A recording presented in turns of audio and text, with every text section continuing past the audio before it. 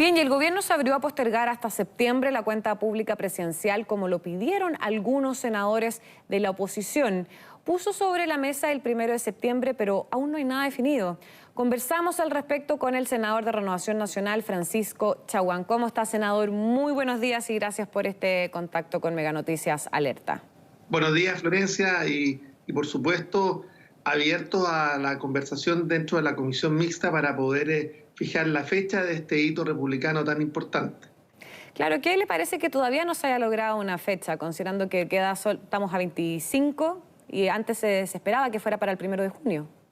Bueno, lo más importante, lo más relevante, es que concentremos todos nuestros esfuerzos, tanto de gobierno como de oposición, en poder enfrentar los días más complejos de la crisis sanitaria. El propio presidente Piñera ha señalado que estamos cerca del límite de nuestra capacidad de los sistemas de salud. Está estresado a concho nuestro sistema de salud y por eso es tan importante que todos y cada uno podamos poner toda nuestra energía en poder contribuir a las medidas de carácter sanitario a través de el Consejo, a través de la posibilidad de compartir también lo que está ocurriendo en nuestras comisiones de salud y desafíos del futuro, donde tenemos una comisión técnica incluso más grande y más amplia que la del gobierno, y donde hemos puesto a disposición del Ejecutivo las medidas de carácter sanitario o propuestas de medidas de carácter sanitario que nos permitieran enfrentar la crisis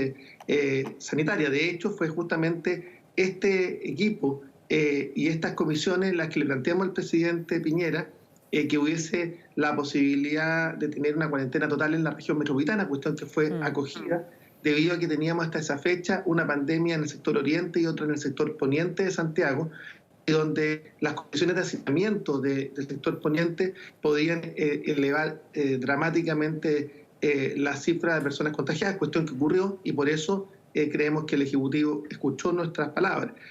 Ciertamente hoy día tenemos que concentrarnos en esta crisis sanitaria que además se ha transformado en una crisis económica de envergadura con la necesidad de preservar fundamentalmente la capacidad de empleo del país, que yo diría que es relevante, pero entendiendo claramente que lo primero es salvar la vida de las personas. Y por tanto habrá que esperar cuándo sea la fecha más adecuada para que finalmente se cumpla el rito legislativo, republicano, de Estado, en la que el presidente rinde cuenta ante el Congreso Nacional.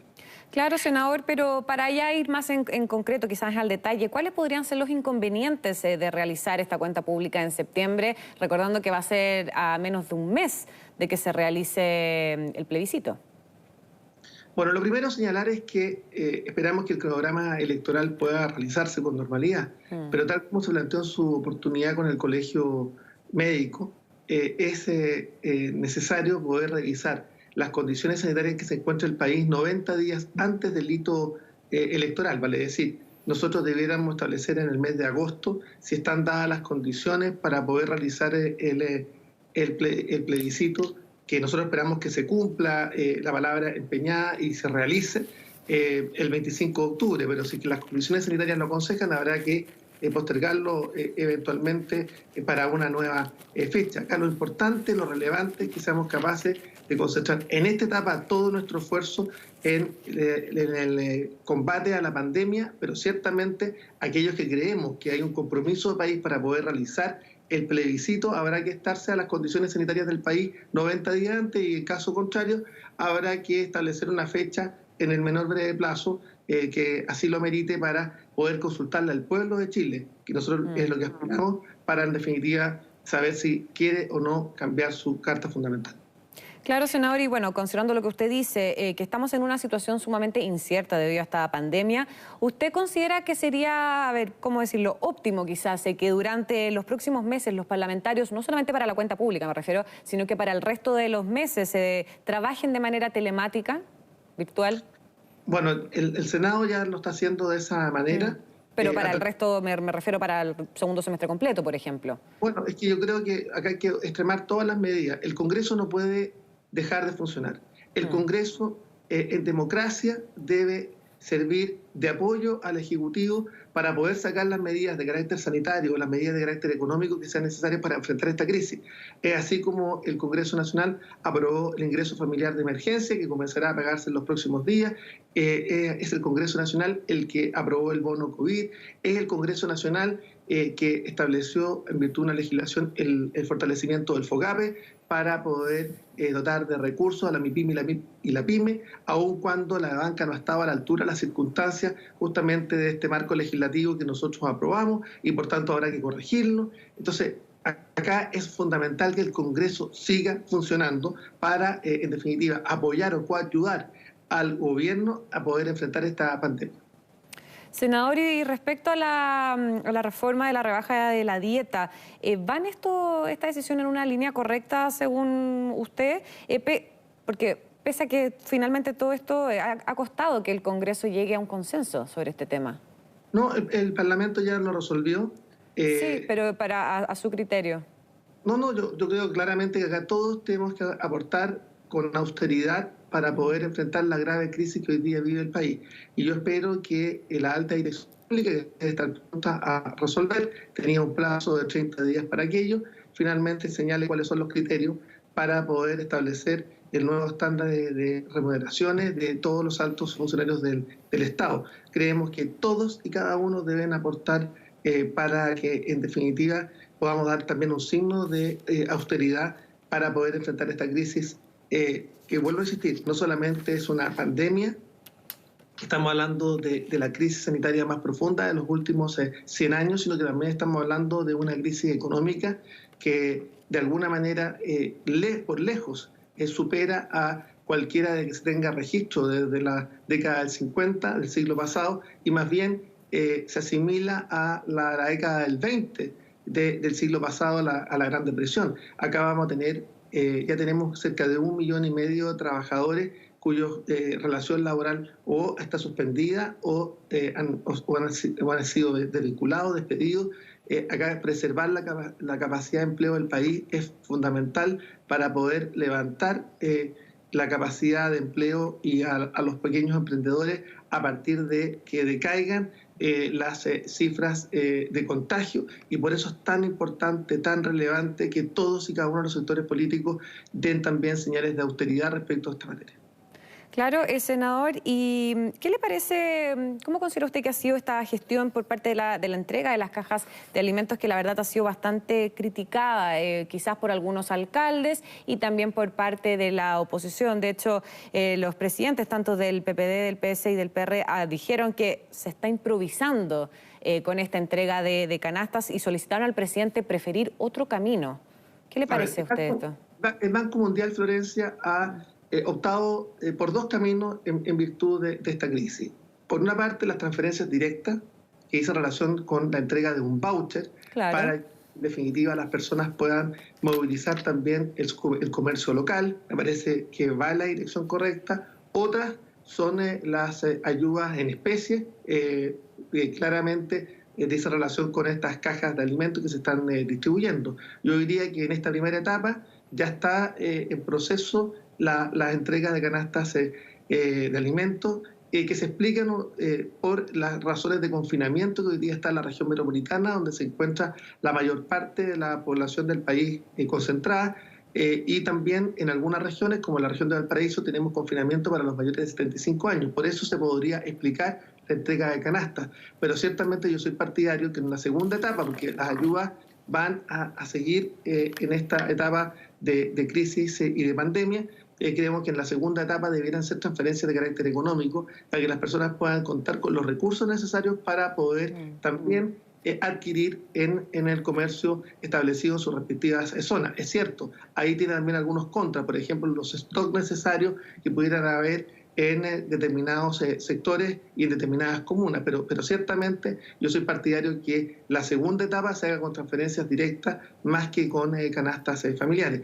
Es necesario hacer notar que el paquete fiscal que ha implementado el gobierno del presidente Piñera ya oscila en el 7% del PIB. Estamos hablando de que es uno de los paquetes fiscales más importantes desde el punto de vista de enfrentar la crisis en el mundo. Somos el séptimo paquete fiscal más relevante. Dentro de los países del contexto de América Latina, junto con Brasil y junto con Perú, son los países que en definitiva están legislando en pro de darle a las personas mejor calidad de vida, a pesar finalmente de esta crisis sanitaria, esta crisis económica que ha golpeado duramente a los países. La ventaja es que Chile lo está haciendo de manera responsable debido a que ha logrado poder sacar a relucir los 30 años de responsabilidad fiscal que hubo desde la ascensión de la democracia en nuestro país, donde había una regla fiscal, donde hubo capacidad de ahorro, y hoy día finalmente el 7% del PIB ha sido invertido justamente para enfrentar la crisis. Estamos hablando de más de 17.000 millones de dólares, que equivale prácticamente a un cuarto del presupuesto de la nación, y ciertamente se ha hecho con esfuerzo, pero también con responsabilidad fiscal, y eso también habla respecto a cómo vamos a enfrentar la recuperación económica del país. De hecho, ya el Fondo Monetario Internacional habla que, si bien tenemos una contracción económica de cerca del 4,5%, con un promedio latinoamericano en un 5,2%. Argentina tiene una contracción de su economía en 5,7%, pero tenemos dificultad. Prácticamente Argentina se declaró en default hace un par de días. Ecuador está en una situación bastante similar. En cambio, Chile está implementando una agenda fiscal y un paquete fiscal sustantivo, pero con mucha responsabilidad fiscal. Perfecto, senador. ¿Y usted cree que hay finalmente agua en la piscina para un acuerdo social como propone? Lo dijo hace un par de minutos acá en nuestro noticiero José Miguel Insulza, o también lo ha dicho el presidente de RN, Mario Desbordes. ¿Cree que es necesario que el gobierno finalmente se abra a esta posibilidad? Absolutamente necesario. De hecho, yo soy el que ha promovido al interior de Renovación Nacional justamente el nuevo pacto social post-pandemia. Y lo estoy proponiendo, y el presidente del partido ha también acogido este planteamiento, no solamente ahora, lo vengo promoviendo justamente desde hace a lo menos un año y medio atrás, cuando tenemos un gobierno de mayoría relativa que tiene minoría en la Cámara y en el Senado. Teníamos que volver a restablecer el diálogo, volver a redignificar la política como un instrumento al servicio de las personas, y eso implica poder dejar de lado nuestras mezquinas diferencias y en definitiva entender que Chile está primero. Y para ese efecto la idea es que podamos respaldar un acuerdo nacional amplio, un pacto social post pandemia que nos permita construir qué país queremos para los próximos 20, 30 años. Esto yo diría que es el fondo de nuestra discusión. Y en ese sentido, aquellos que hemos venido sosteniendo que es posible generar un acuerdo amplio, por ejemplo, en materia de reforma previsional, en materia de reforma a la salud, en materia de poder generar las condiciones para una mejor redistribución del ingreso en Chile, en materia de política habitacional. Creemos que sin lugar a dudas se hace necesario un acuerdo amplio y generoso. Yo llamo a aquellos sectores que han desechado y le han dado un portazo prematuro al acuerdo nacional amplio, que reconsideren. Hoy día Chile está primero, y por tanto yo quiero hacer un llamado de atención a los presidentes de los partidos del PPD, el PS y del Partido Radical, a que podamos construir un entendimiento amplio que nos permita mejorar las condiciones de vida de los chilenos, retornar las confianzas entre los chilenos y ser capaces de entregar mejor calidad de vida a todos y cada uno. Por tanto, el llamado es directo, el emplazamiento es claro. Hoy día Chile requiere acuerdo nacional ahora. Senador, perfecto. Y ya para ir cerrando esta entrevista, le quería preguntar qué fecha cree usted finalmente que es más óptima, pero ya hablando de fechas concretas, ¿el 24 de agosto o el 5 de septiembre? Yo diría que el 5 de septiembre yo creo que es una fecha en la que podamos tener menos riesgo de generar un brote de contagio en el Congreso Nacional. Recordar que la cuenta pública debe hacerse en el Congreso Nacional, debe hacerse en Valparaíso. Nosotros habíamos aprobado que fuera de manera telemática, pero ciertamente nuestra Carta Fundamental establece que la cuenta del presidente debe hacerse en nuestra ciudad de Valparaíso, y en ese contexto es una instancia republicana donde los tres poderes del Estado se reúnen y donde el presidente da una cuenta a la nación, pero además genera las perspectivas respecto de lo que será el año que viene. Por tanto, yo diría que septiembre debiera ser una fecha en la que ya deberíamos tener claridad, por ejemplo, respecto de la realización del plebiscito, y además nos van a permitir hacer un balance respecto de lo que ha sido ciertamente el combate que ha tenido el gobierno, liderado por el presidente Piñera, pero por supuesto con el respaldo de todos los chilenos frente a la pandemia del COVID-19. Perfecto, senador Francisco Chaguán, muchas gracias por esta conversación con Mega Noticias Alerta. Que tenga una excelente mañana. Igualmente, hasta luego. Gracias. Hasta luego.